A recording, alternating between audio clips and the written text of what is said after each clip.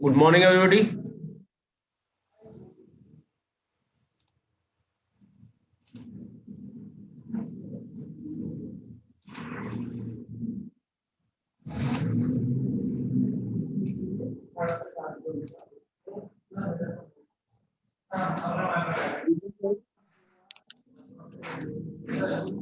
Morning sir. Morning बेटा, आप लोगों को कुछ समझ में आया ये यूनिवर्सल अप्रोक्सीमेशन थ्योरम? मैं आपको फिर से एक छोटी सी आसान शब्दों में समझा दे रहा हूं, जो बहुत ही आसान शब्द हैं। अप्रोक्सीमेशन का मतलब क्या? किसी चीज का अंदाजा लगाना, मतलब आकलन करना किसी चीज का। वो सही भी हो सकता है, गलत भी हो सकता है। ऐसा होता है कि नहीं होता है? तो यूनिवर्सल अप्रोक्सीमेशन थ्योरम एक ऐसी थ्योरम है जिसके थ्रू हम अनसीन ऑब्जेक्ट्स के बारे में आइडेंटिफाई करने की कोशिश करते हैं और उनको सेग्रीगेट करने की कोशिश करते हैं कि वो किस कैटेगरी में लाई करेंगे। क्लियर है बेटा मेरी बात? Yes sir. मतलब अगर हम कम शब्दों में पूछे हैं कि भाई what is universal approximation theorem, तो universal approximation theorem is the theorem which is used for classification of unidentified object into the different categories. अलग अलग कैटेगरीज में उनको आइडेंटिफाई करने के लिए जब हम इसको यूज करते हैं तो उसको हम कहते हैं यूनिवर्सल अप्रोक्सीमेशन थ्योरम। जैसे कि वेट और हाइट को अगर आप देखिए तो इसको हमने हिडन लेयर्स जो होती हैं, जैसे जब डीप लर्निंग की बात करते हैं तो डीप का मतलब कितना है, क्या मतलब हुआ कि जितनी हिडन लेयर्स होंगी, जितनी ज्यादा हिडन लेयर्स होंगी उतनी डीप अंडरस्टैंडिंग होगी, डीप नॉलेज के बारे में लोग जानेंगे। तो डीप अंडरस्टैंडिंग के लिए हम लोग हिडन लेयर्स के बारे में बात करते हैं। तो जो हिडन लेयर्स हैं इन्हीं को डीप कहा जाता है। ठीक है? तो अगर देखिए तो यहां पर यूनिवर्सल अप्रोक्सीमेशन थ्योरम के बाद जो बात आती है वो आती है जनरेटिव और डिस्क्रिमिनेटिव के बारे में। जनरेटिव का मतलब क्या हुआ? जेनरिक। जैसे अगर हम कहें क्लास हो रहा है, we are having a class, तो अगर जनरल टर्म्स में या नॉर्मल टर्म्स में बात होते तो हम सब लोग एक जगह इकट्ठा हुए होते, ब्लैक बोर्ड और व्हाइट बोर्ड का इस्तेमाल हो रहा होता, आप एक पर्टिकुलर लोकेशन पे होते, आप लोग अपने घर में नहीं होते और यहाँ पे हम आपको किसी चीज को समझा रहे होते। तो ये क्लास का एक जनरलाइज फॉर्मेशन है कि नहीं है? अभी भी क्या क्लास नहीं चल रहा है? क्लास चल रहा है, बट वो जर्नलाइज फॉर्म में नहीं चल रहा है। तो जो अगली चीज है वो है जनरेटिव मॉडल। जनरेटिव मॉडल का मतलब ये होता है जो किसी भी नए इंस्टेंस को, नए डेटा को जनरेट कर सकते हैं। जैसे कि आपने देखा होगा कि आजकल तमाम सारी ऐसी चीजें हैं जो किसी नए क्लास, नए डेटा के हिसाब से आप उनको इंस्टेंटिएट करते हैं या जनरेट करते हैं। फॉर एग्जाम्पल कई ऐसे सेग्रीगेशंस होते हैं, जैसे कभी ऑनलाइन के बारे में हम लोगों ने नहीं पढ़ा था कि वो हमारे डेली रूटीन में आ जाएगा। इस समय अगर बात करें तो हम एक डेली रूटीन में बात कर रहे हैं कि किस तरीके से हम जो है क्लासेस को कंडक्ट कर रहे हैं जनरली। तो ये एक नया, एक आप कह सकते हो क्लासिफिकेशन है। तो generative models can generate new data instances. अब इसके बाद जो दूसरा मॉडल होता है, दो तरह के मॉडल होते हैं। एक जनरेटिव मॉडल होता है जो जनरेट करते हैं नए नए आइडियाज को, और दूसरा होता है डिस्क्रिमिनेटिव। डिस्क्रिमिनेटिव क्या करते हैं? दो मॉडल्स के बीच में डिस्क्रिमिनेशन करते हैं। तो अलग अलग मॉडल अगर डिफरेंट हैं तो क्यों डिफरेंट है? मॉडल का मतलब यहाँ सिस्टम भी हो सकता है, मॉडल का मतलब यहाँ पीपल भी हो सकता है, मॉडल का मतलब यहाँ कोई भी दो अलग अलग ऑब्जेक्ट्स भी हो सकते हैं। क्लियर है ना मॉडल का मतलब? बेटा मॉडल का मतलब क्लियर है? Yes sir. तो जो जनरेटिव मॉडल होता है, it could generate new photo of animals that look like real animal, while a descriptive model could tell whether the animals belong to a dog category or a cat category. ठीक है ना? तो जो generative models होते हैं, इन्हें GANs कहते हैं, are just one kind of generative models, more formally given a set of data instant x and a set of labels y. इसका मतलब यह है कि आपके पास आपको जनरेट करने हैं सेम लाइक फिगर्स को रियल लाइक फिगर्स के हिसाब से। फॉर एग्जाम्पल, आपने देखा होगा कि हम लोगों के पास आजकल ट्रैफिक सिस्टम में देखिए तो इसका बहुत ज्यादा यूज हो रहा है। जितने भी आपके पास ट्रैफिक सिस्टम्स हैं, सब में आपका फेस डिटेक्शन सिस्टम यूज होता है। अब फेस डिटेक्शन सिस्टम में एक जनरेटिव मॉडल भी यूज होता है और डिस्क्रिमिनेटिव मॉडल भी यूज होता है। जनरेटिव मॉडल का मतलब आप किस तरीके से हम डिटेक्ट करें कि आपने मास्क जो है वेयर कर रखा है या वेयर नहीं कर रखा है, तो उसके डिफरेंट एंगल्स हम निकालेंगे। सीट बेल्ट आपने लगा रखी कि नहीं लगा रखी, उसके वेरियस एंगल्स निकालेंगे। फिर डिस्क्रिमिनेटिव मॉडल्स के थ्रू हम कैप्चर करके उसको अलग अलग सेगमेंट में डिवाइड करेंगे। एक सेगमेंट वो होगा जहां पर ये होगा कि हाँ ये इसने ये लॉ को ओबे किया है, और दूसरा होगा जिसने इस लॉ को ओबे नहीं किया। तो generative model capture the joint probability और just px if there are no label, कि क्या ये पर्टिकुलर ऑब्जेक्ट इस ट्रेनिंग दिए हुए लेबल से मैच कर रहा है कि नहीं मैच कर रहा है। मान लीजिए कोई जो है प्रिटेंड कर रहा है किसी चीज की तरह।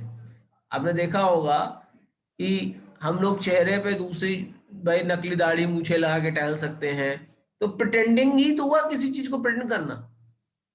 तो उसको प्रिटेंड करके क्या हम रियल को रिप्रेजेंट कर पा रहे हैं या रिप्रेजेंट नहीं कर पा रहे हैं।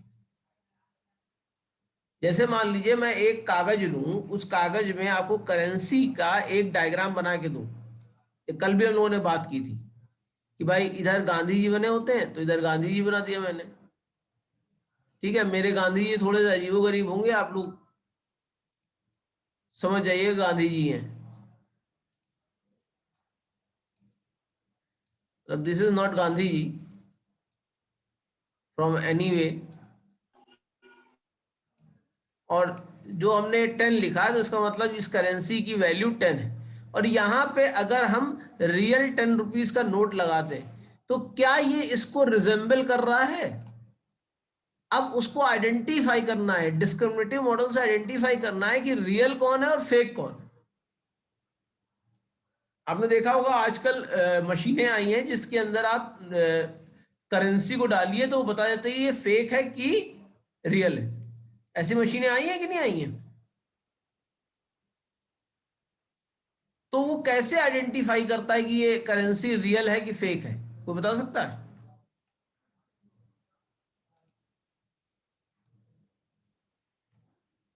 भाई कोई भी करेंसी रियल है कि फेक है, इसको कैसे आइडेंटिफाई कर सकते हैं? जो कोड देखिए, जो भी उसको चेक करता है उसके पास तमाम सारे पॉइंट्स होते हैं जिनको चेक करना होता है कि वो फेक में है, लाई कर रहा है कि नहीं लाई कर रहा है। ऐसा होता है कि नहीं होता है? अगर वो सारे चेक पॉइंट्स को कवर करता हुआ चला जाएगा, सारे चेक पॉइंट्स उसके कवर हो जाएंगे, तो इसका मतलब वो क्या कर रहा है? लाई कर रहा है, यानी वो फेक नहीं है, वो रियल है। क्लियर है बेटा मेरी बात? Yes sir. भाई हम लोग भी तो बेयर आंखों से यही चीज देखते हैं। भाई जो आपने देखा होगा नोट को ऊपर रोशनी में उठा के देखते हैं, हम क्या चेक करते हैं? भाई होलोग्रामिंग ग्राफिक आ रही है कि नहीं आ रही है, यही सब तो चेक करते हैं। Yes sir. तो यहां पर भी जो जनरेटिव मॉडल है वो पहले आपके फेक इमेजेस रियल इमेजेस से जितनी भी इमेजेस होंगी, जिस तरह की इमेजेस जनरेट हो सकती हैं, उनको जनरेट कर लेगा। तो वो हमारे क्या होगा, रेफरेंस पॉइंट हो गए कि भाई अगर इस तरह की भी इमेज आ रही है तो इसका मतलब ये क्या है, रियल है। इस तरह की इमेज भी आ रही है तो इसका मतलब क्या है, ये रियल है। ठीक है ना। यानी 3-4 तरह की या 5 तरह की उसने सारे इमेजेस को पहले जनरेट करा लिया और फिर चेक कराया कि वो रियल है या रियल नहीं है। ठीक है ना। और उसके बाद क्या हुआ, उसके बाद हमने डिस्क्रिमिनेटिव मॉडल का यूज करके उसको चेक किया कि वो हमारे किस कैटेगरी में लाई करेगा, रियल में लाई करेगा या फेक में लाई करेगा। A generative model include the distribution of data itself and tell you how likely a given example. Well, for example, model that predict the next word in the sequence are typically generative model because they can assign a probability to a sequence of a word. आपने देखा होगा आजकल Gmail में typing assistant आया हुआ है। आप yes sir. As soon लिखते हैं तो एज वो अपने आप प्रेडिक्ट कर लेता है, यानी सेल्फ फिलिंग हो जाती है कि नहीं हो जाती है। जैसे आप yes sir. From regards your sincerely, वो अपने आप लिख देता है। तो ये क्या है, ये आगे का प्रेडिक्टेशन है कि आगे आप क्या लिखने जा रहे हैं, हम उसकी प्रेडिक्टेशन कर रहे हैं। आपने देखा होगा गूगल सर्च इंजन में जब आपने बहुत कुछ सर्च कर रखा हो, तो जब भी आप सर्चिंग करना शुरू करते हैं तो आपको ऑप्शन तमाम सारे देना जाता है कि कहीं आप ये तो नहीं सर्च करना चाहते हैं, कहीं आप ये तो नहीं सर्च करना चाहते हैं। वो अपने आप लिख देता है, लिख देता है कि नहीं लिख देता है। Yes sir. तो ये आपका इसी के थ्रू पॉसिबल हुआ है, जनरेटिव मॉडल और डिस्क्रिमिनेटिव मॉडल के थ्रू। क्लियर है बेटा। Yes sir. A discriminative model ignore the question of whether a given instance is likely and just tell you how likely a label is to apply to the instance. जो discriminative model होता है, इसका नाम ही बता रहा है discriminative. Discriminative का मतलब क्या हुआ, दो मॉडल्स के बीच में डिस्क्रिमिनेशन लाना, यानी उसको अलग अलग क्लास में सेग्रीगेट करना। जैसे डिस्क्रिमिनेटिव क्लासिफायर एक डिसीजन ट्री है। डिसीजन ट्री क्या होता है कि अगर पर्टिकुलर कंडीशन हमारे ऊपर आ रही है तो हमको क्या डिसीजन कैरी आउट करना है, हम डिसीजन एक्स पे जाएंगे या डिसीजन वाई पे जाएंगे। यानी पहले से ही हमने डिस्क्रिमिनेट कर लिया है, पहले से ही हमने प्रेडिक्ट कर लिया है कि अगर ये हमारे पर डिसीजन आ रहा है तो हमको क्या डिसीजन लेना है। ये अगर हमारे पास कंडीशन आ रही है तो क्या हमें डिसीजन लेना है, ये पहले से ही प्रेडिक्ट करके हम उसको आइडेंटिफाई करके बता देते हैं कि अगर ये ऑप्शंस आए, ये चीजें आए आपके सामने, तो आपको ये वाले डिसीजंस को लेना है, और अगर इस तरह कंडीशंस आए तो आपको ये वाले डिसीजंस को कैरी आउट करना है। Similarly, a generative model can model a distribution by producing convincing fake data that look like it drawn from that distribution. तो अभी हम एग्जांपल्स इसको और समझ लेते हैं।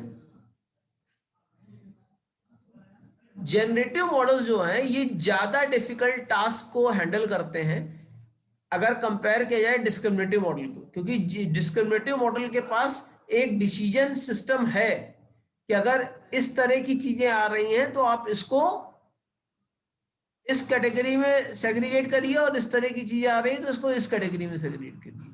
यानी डिस्क्रिमिनेशन है, आप डिस्टिंग्विश कर सकते हैं दोनों के बीच में। जबकि जनरेटिव मॉडल में आपको क्या करना है, आपको सिमिलर टाइप के मॉडल्स को या सिमिलर टाइप के ऑब्जेक्ट्स को और किस तरीके से जनरेट किया जाता है वो आप जनरेट करेंगे, तो ये थोड़ा सा डिफिकल्ट हो जाता है। The generative model for image might capture correlation like things that look like boat are probably going to appear the near thing that look like water. अब जैसे बोट है, पानी के ऊपर कुछ भी अगर तैर रहा होगा तो उसको क्या मानेंगे, बोट ही तो मानेंगे। अब अगर वो स्टेशनरी है तो बोट है, अगर उसके हाथ पैर हिल रहे हैं तो बोट नहीं है, वो ह्यूमन बींग्स है। eyes are unlikely to appear on forehead. These are very complicated distributions. भाई आंखें हमेशा कहाँ आएंगी, सामने ही आएंगी। लेकिन आपने कई मूवीज देखा होगा उसमें मॉन्स्टर की आंखें का बीच में भी होती हैं, ठीक है। तो आपने तो और सारी चीजें देखी होंगी कि वहां पे जैसे अगर ह्यूमन बीइंग नहीं है या ह्यूमन बीइंग लाइक क्रिएचर नहीं है, जैसे मंकी की भी आंखें कहाँ लाई करती हैं, सामने लाई करती हैं। लेकिन अगर आप काऊ की आंखें देखें तो कहाँ लाई करती हैं, साइड में लाई करती हैं। तो आंखों से आप कैसे जनरेट कर सकते हैं कि मतलब क्या ऑब्जेक्ट हो सकता है। जैसे मान लीजिए सामने लाई कर रही हैं तो हमारा जनरेटिव मॉडल क्या बता सकता है, it may be a human being, it may be a monkey, और क्या हो सकता है, जितने भी प्रेडिक्शन आप कर सके। आउल की आंखें भी कहाँ होती हैं, सामने होती है ना।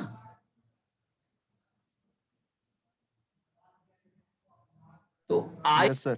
की लोकेशन को देख के आइडेंटिफाई करना या प्रेडिक्ट करना कि पर्टिकुलर ऑब्जेक्ट किस कैटेगरी में आएगा, ये किसका काम है, जनरेटिव मॉडल, जिसे जैन आप कहते हैं। In contrast, a discriminative model might learn the difference between a sailboat and not a sailboat. मतलब दो बोट के बीच में डिफरेंशिएशन करने के लिए अगर हम किसी मॉडल का यूज करेंगे तो डिस्क्रिमिनेटिव मॉडल का यूज होगा। यानी एक मॉडल ऐसा जो आपको केवल बता रहा है कि ये पर्टिकुलर चीजें किस, मतलब आपको रेंज ऑफ वैल्यूज दे रहा है कि ये भी हो सकता है, ये भी हो सकता है, ये भी हो सकता है। दैट इज जनरेटिव मॉडल, वो जनरेट कर रहा है क्लासेस को। और एक मॉडल ऐसा है जो डिस्क्रिमिनेट कर रहा है दो ऑब्जेक्ट्स के बीच में कि ये ऑब्जेक्ट भी हो सकता है, ये ऑब्जेक्ट भी हो सकता है, ये ऑब्जेक्ट भी हो सकता है। Discriminative model try to draw boundary in the data space, while generative model try to model how data is placed through the space.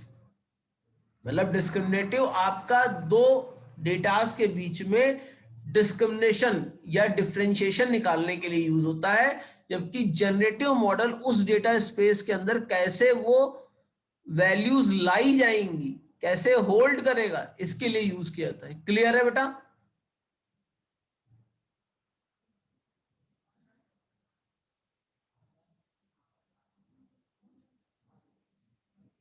The discriminative model tries to tell the difference between handwriting zeros and one by drawing a line in the data space. If it get the line right, it can distinguish zeros from one without ever having to model exactly where the instances are placed in the data space or either side on the line. यानी अगर zero और one के बीच में differentiation आपको निकालना है तो आपको कौन सा मॉडल यूज करना पड़ेगा, डिस्क्रिमिनेटिव मॉडल यूज करना पड़ेगा। जबकि जनरेटिव मॉडल क्या करेगा, try to produce convincing ones and zeros by generating digits that fall close to the real counterpart. यानी अगर जीरो उसको ड्रॉ करना है तो हो सकता है आपने जीरो इस तरह भी ड्रॉ किया हो, इसको भी जीरो माना जाएगा कि नहीं माना जाएगा।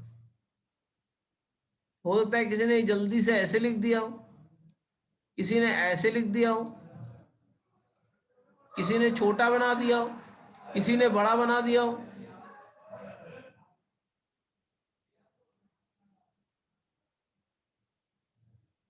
ठीक है ना? तो ये सारे क्या हैं भाई, जीरोइज तो हैं। तो जो डिस्क्रिमिनेटिव मॉडल है आपका, यानी जो जनरेटिव मॉडल है, वो इन सब चीजों को पे वर्क करेगा। क्लियर है ना? वो इस तरीके Yes, sir. जनरेट करके देखेगा कि कौन सा उसके डोमेन में लाई कर सकता है। जीरोस को किस तरह, जैसे वन है, वन हम इस तरह भी लिख सकते हैं, वन हम इस तरह भी लिख सकते हैं। तो अगर आप देखिए तो इससे डिफरेंट है दोनों वन।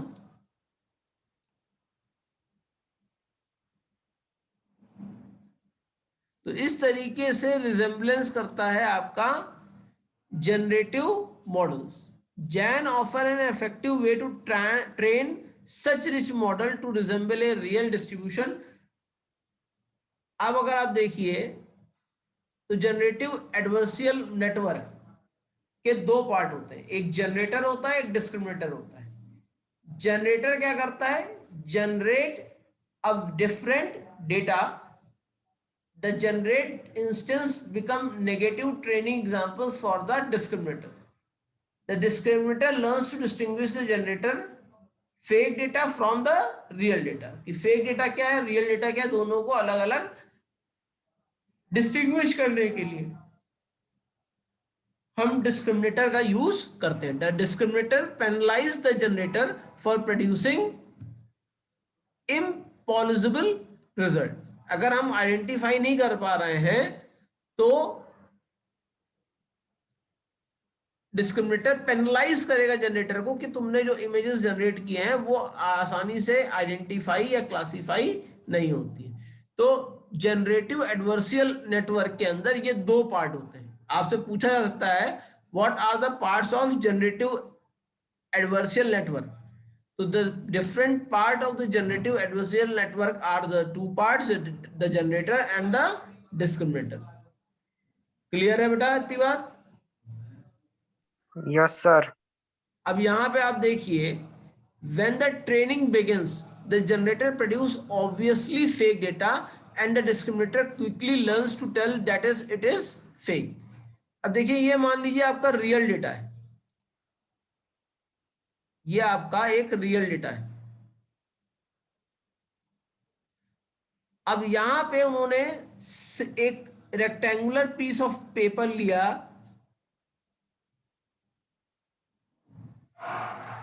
उसमें कुछ ऑब्जेक्ट ड्रॉ किए।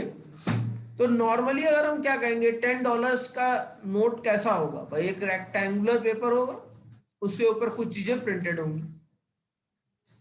तो डिस्क्रिमिनेटर देखेगा कि जनरेटेड डेटा आपका रियल है कि फेक है। वो दो कैटेगरी में दोनों को डिवाइड करके आपको सेग्रीगेट करके देगा कि ये चीज रियल है, ये चीज फेक है। क्लियर है? तो जैसे आप लोगों को बताया जाता है, आप लोगों को भी सिखाया जाता है कि भाई इस तरीके से किसी चीज को आइडेंटिफाई करिए कि ये ओरिजिनल चीज है कि ये डुप्लीकेट चीज है। घर में मम्मी ने बताया होगा भाई, सब्जी जब लेने जाते होगे तो बताया जाता होगा कि इस तरह से सब्जी खरीदो, देखो कि उसमें ये चीजें हैं तो इसका मतलब सब्जी ठीक है, ये चीजें नहीं है तो इसका मतलब सब्जी खराब है। ऐसा बताया जाता है कि नहीं बताया जाता है? Yes, sir. तो हम लोगों को ट्रेनिंग जो मिलने लगती है तो फिर हम डिस्क्रिमिनेटर की तरह बात काम करने लगते हैं। क्योंकि जो मदर है हमारे वो क्या हो गई हैं, वो जनरेटिव हो गई हैं। वो चीजों को जनरेट करके बता रही है कि भाई ऐसा भी हो सकता है, ऐसा भी हो सकता है, ऐसे में क्या डिसीजन लोगे, इस समय क्या डिसीजन लोगे। तो हम लोगों को अलग अलग सिचुएशन में डाल के उससे रिलेटेड क्या क्या डिसीजन लेना है वो आइडेंटिफाई करने का काम करते हैं।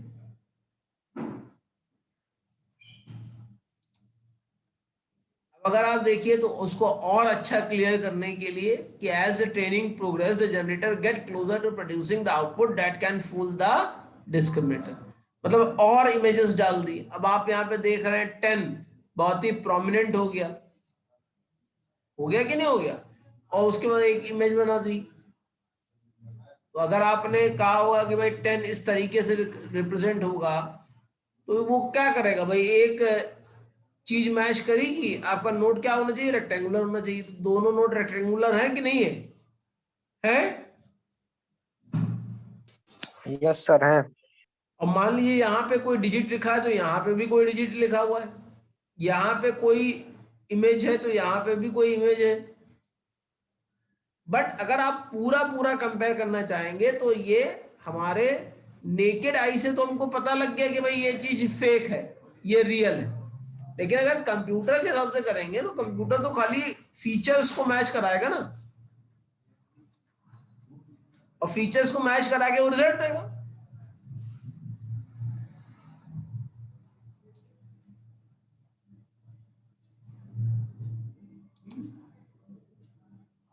Finally, if the generator training goes well, the discriminator get worse at telling the difference between real and fake. It start to classify fake data as a real and its accuracy decreases.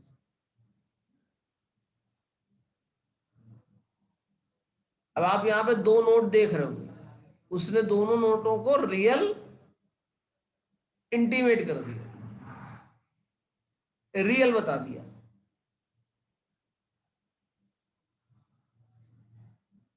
यानी generator जो है इतना अच्छा train हो गया कि वो fake चीजों को भी इस तरह से रिप्रेजेंट करने लगा कि वो रियल लगने लगे। समझ में आई मेरी बात? Yes sir.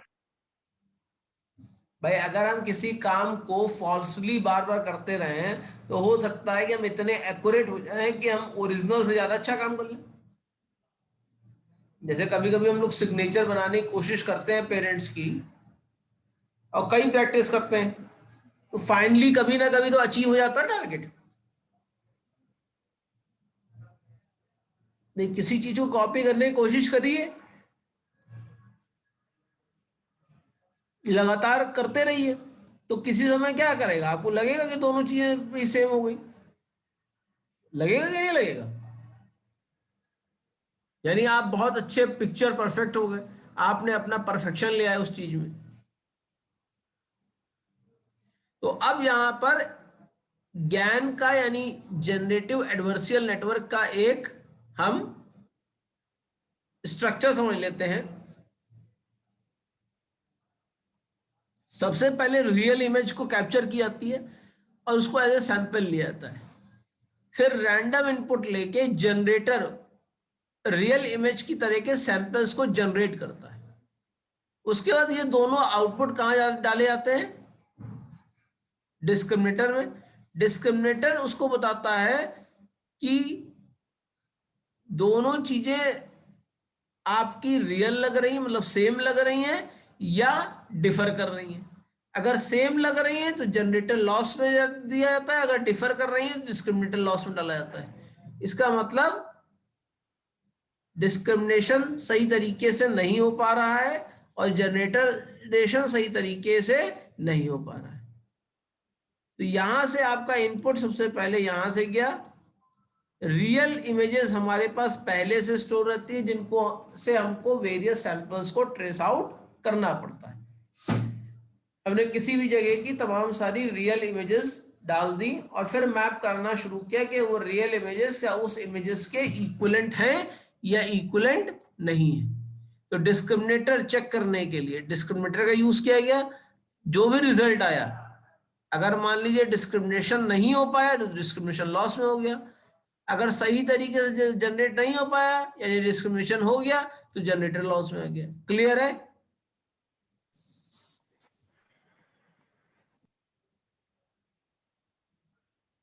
Yes sir.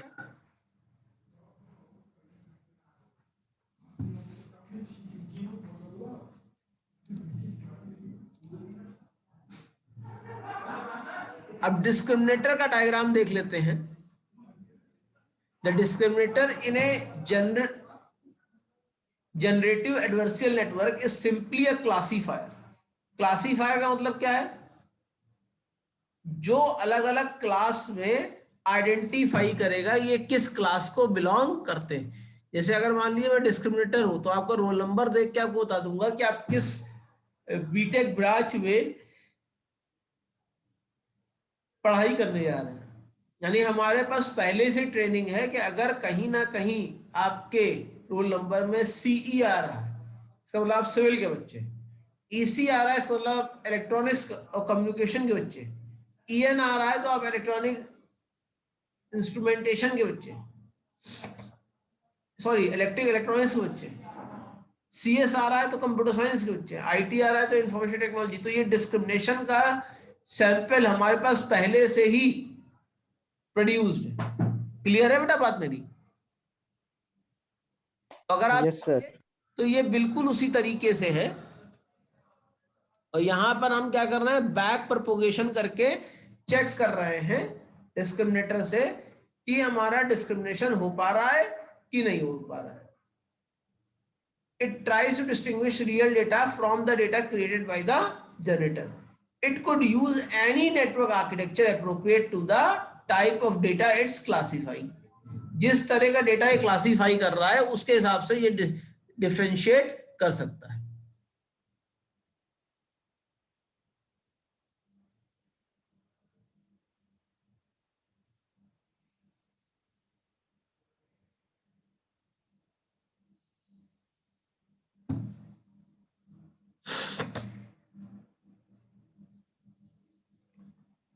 तो the discriminator training data comes from two sources. जो डिस्क्रिमिनेटर का जो ट्रेनिंग डेटा होता है, ट्रेनिंग डेटा मतलब डिस्क्रिमिनेटर जो आइडेंटिफाई करता है कि डेटा किस में लाई करेगा, वो ट्रेनिंग डेटा होता है. तो ट्रेनिंग डेटा दो सोर्सेस से आता है, एक रियल डेटा इंस्टेंस होता है, एक फेक डेटा इंस्टेंस होता है. रियल डेटा इंस्टेंस का मतलब क्या है? Such as real picture of people. Discriminator use these instant as a positive example during training. Fake instances created by the generator, the discriminator use these instances as a negative example during training. अगर हम उसको मालूम है कि ये आपके generator के द्वारा जनरेटेड इमेज है, तो ये क्या हो सकता है? ये आपका फेक डेटा हो सकता है. तो वो फेक इंस्टेंस में उसको सेग्रीगेट करेगा.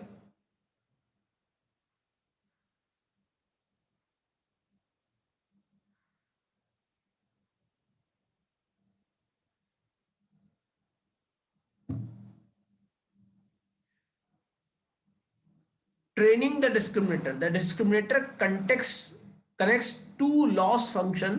During discriminator training, the discriminator ignores the generator loss and just uses the discriminator loss. During discriminator training, the discriminator classify both real data and fake data from the generator.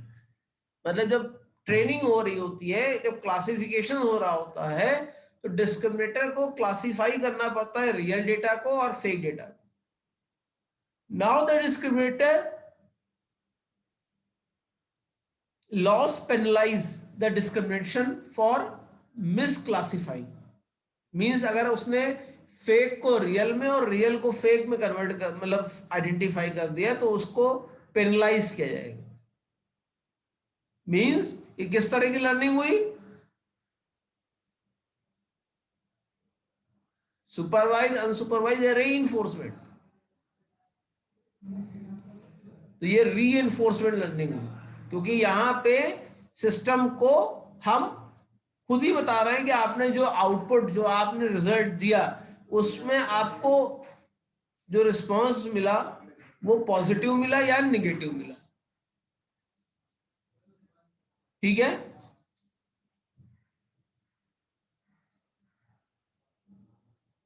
The discriminator updates its weight through the back propagation from the discriminator loss through the discriminator network.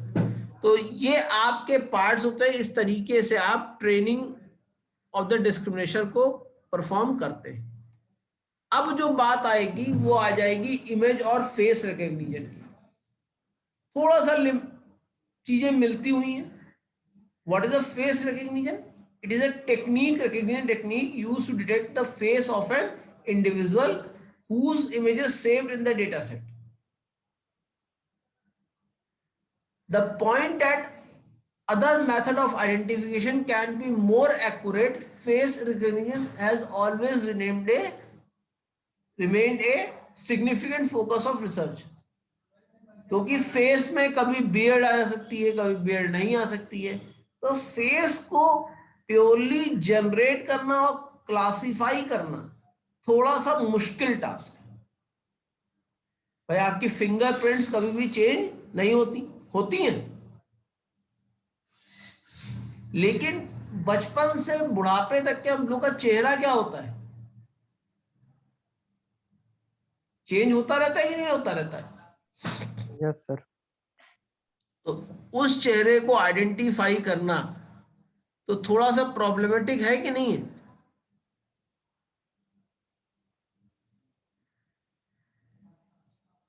तो उस problematic चीज को identify करने के लिए हम लोग face recognition या इमेज रिकग्निशन का यूज करते हैं। आपने देखा होगा कई जगह पासवर्ड आपका चेहरा होता है।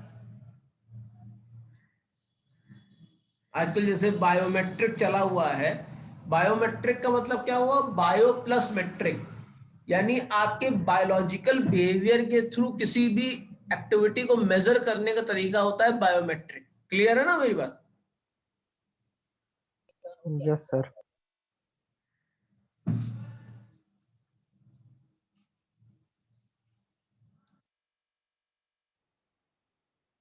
The face recognition method, there are different method for face recognition which are as follows। कई मेथड हैं जिनका इस्तेमाल फेस रिकग्निशन के लिए किया जाता है। एक होता है ज्योमेट्रिक बेस्ड और template based. The face recognition algorithm classified as geometric based or template based algorithm.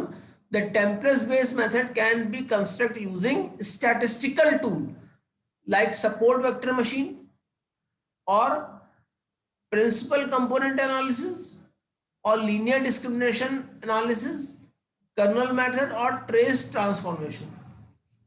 The geometric feature based method analysis local facial feature and their geometrical relationship. It is also known as feature based method. जैसे कि नाम बता रहा है कि हमारे चेहरे की जो शेप और साइज है उसके हिसाब से आइडेंटिफाई करेगा, रिकॉग्नाइज करेगा। वैसे हमारे जो जितनी भी इमेजेस होती हैं इनको रिप्रेजेंट करने के लिए जिस वेक्टर का यूज करते हैं उसको कहा जाता है ईगन वेक्टर। उसको कहा जाता है again vector. Again vector decide करते हैं कि हमारे जो फीचर्स हैं वो पिछली इमेज से मिल रहे हैं या पिछली इमेज से हमारे फीचर्स नहीं मिल रहे हैं।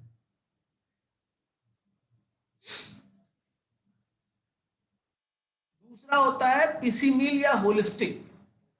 The relation between the element or the connection of a function with the whole face not undergone into the amount. Many researchers follow this approach, trying to deduce the most relevant characteristics. Some method attempted to use the eyes, the combination of features, and so on. Some hidden, एक आपका HMM होता है जिसे कहता है hidden Markov method.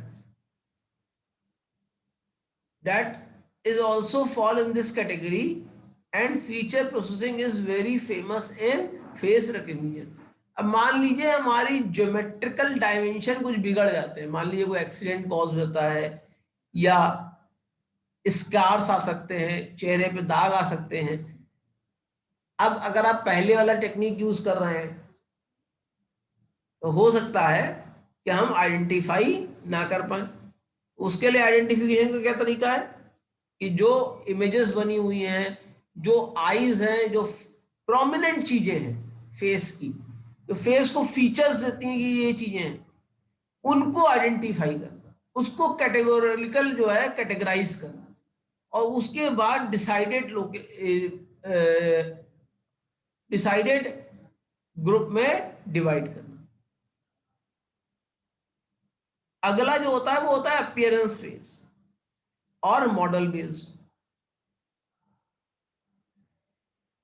The appearance based method shows A face regarding several images. मतलब आप images के तमाम तरह के फॉर्मेट्स को यूज कर सकते हैं।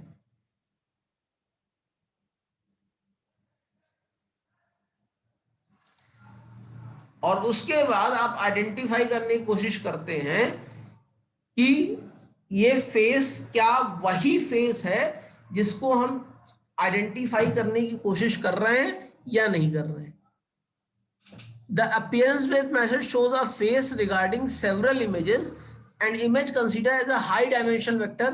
This technique is usually used to derive a feature space from the image division.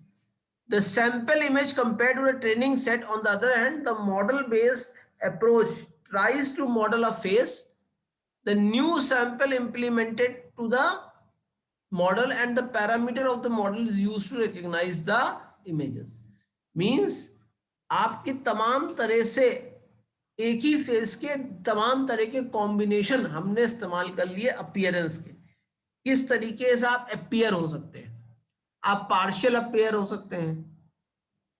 For example, आप कभी कभी किसी को क्लियरली देख नहीं पाते हैं, लेकिन उसके अपीयरेंस से आप रिकग्नाइज कर सकते हैं कि ये जो है फलाना व्यक्ति है। कर लेते हैं कि नहीं कर लेते हैं?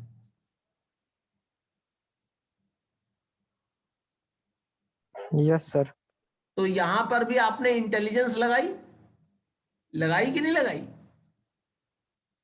लगाई। उससे मशीनें क्या कर रही? मशीनें भी अपनी इंटेलिजेंस लगा रही हैं कि अगर ये फीचर आ रही है, ये इस तरह से अपीयर हो रहा है, तो इसका मतलब ये पर्टिकुलर व्यक्ति इस श्रेणी में लाई करता है। क्लियर है? Yes sir.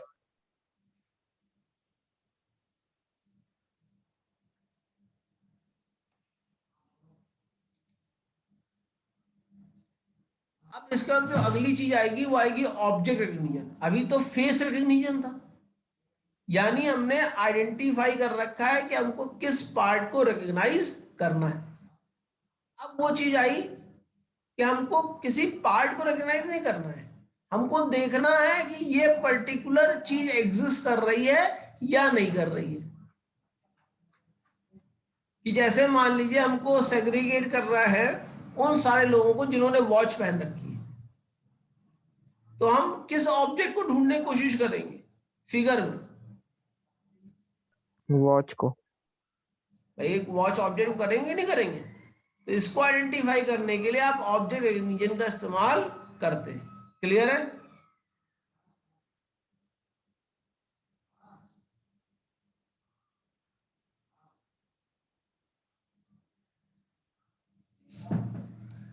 ठीक है ना बेटा, ये चीज क्लियर हुई?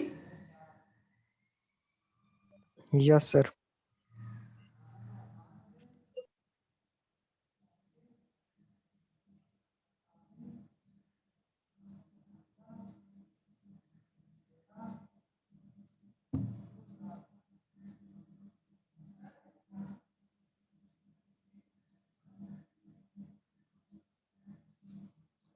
तो इसको हम अगले क्लास में, जो चौथा क्लास है, उसमें कवर करेंगे पूरे को। ठीक है? और उस समय आपके पास एक सरप्राइज भी आएगी। ठीक? Yes sir. तो तब तक के थैंक यू। और आज आपको बता दूं, आज से एग्जाम शुरू हो गए हैं, यूनिवर्सिटी एग्जामिनेशन। ग्रुप पे आया है। मतलब यूनिवर्सिटी एग्जामिनेशन शुरू हो गए बेटा। अब आप लोगों की सारी अटकलें खत्म हो गई होंगी शायद, कि ऑनलाइन होना है कि ऑफलाइन होना है। मैं कॉलेज एग्जाम की बात नहीं कर रहा हूँ, यूनिवर्सिटी एग्जाम की बात कर रहा हूँ। Yes sir. यूनिवर्सिटी एग्जाम कैसे होना है? ऑफलाइन होना है। तो ग्रुप पे भेजा है, हैं? उससे ग्रुप पे कोई देखिए फर्क नहीं भेजा है पड़ता। पेपर का। किसने भेज दिया भाई? वैसे घबराओ नहीं, हम लोग झगड़ा वगड़ा नहीं करते हैं, युद्ध वुद्ध नहीं करते हैं।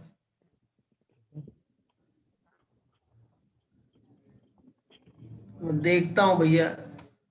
हाँ, AK2 के छात्रों का विरोध ऑफलाइन परीक्षा आज से।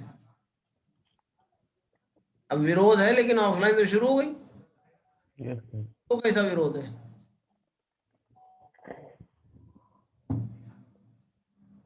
अरे हम लोग जो है विरोध विरोध के चक्कर में ना पड़े, हम लोग अपना काम करें, नहीं तो यही होगा कि पढ़ाई लिखाई भी नहीं हो पाएगी। क्यों भाई, गलत कह रहे हैं? Yes sir. और अगली बार भी आप लोगों ने ऑप्शन शायद ऑनलाइन का डाल दिया है। किस बात है? अगली बार का नो सर, ऑफलाइन है। क्लास का ना? एक, हाँ क्लास का एक आई थी ना पोल आपके पास। हाँ सर, तो ऑफलाइन का डाले हैं। बहुत से लोग ऑनलाइन का भी डाले हैं। सर एग्जाम होते हो रहा है तो क्या? चलिए फिलहाल देखते हैं कैसा होता है, तो चौथे क्लास में मिलते हैं 12 बजे। धन्यवाद। ओके, थैंक यू सर, बहुत बहुत शुक्रिया।